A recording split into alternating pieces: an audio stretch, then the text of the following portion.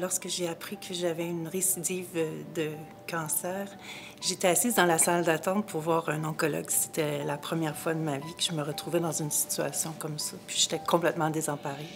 Il y a un bénévole de Virage qui s'est aperçu que je pleurais, puis elle est venue me voir, puis elle m'a parlé de tous les services auxquels j'aurais droit, puis ça a changé ma vie. L'accueil des gens chez Virage, c'est des gens extrêmement compétents, professionnels, à l'écoute. Aucun jugement, jamais. Et on va essayer de venir nous chercher dans ce qu'on vit.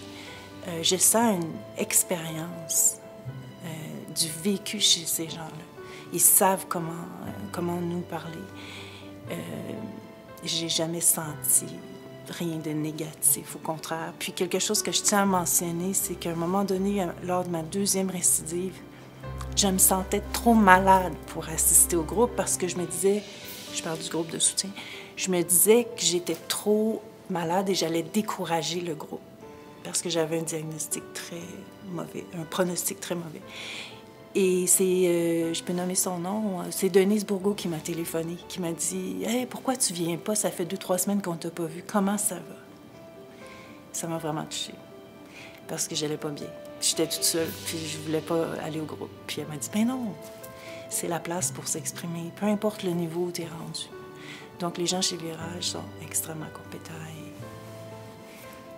Donc l'aventure de Virage, ce qui est bien, c'est que ça touche à tous les goûts. Donc le yoga, j'ai essayé. Il y a du yoga pour tous les niveaux. Moi, j'étais plutôt... j'avais beaucoup de douleur, alors ça m'aidait à me détendre. Dans ce service-là, on vous apprend à comment rester belle pendant les traitements. Donc, si on perd les cheveux, les sourcils, juste comment se maquiller, comment prendre soin de sa peau. En hiver, comme en été, on parle de tout, du soleil, du corps.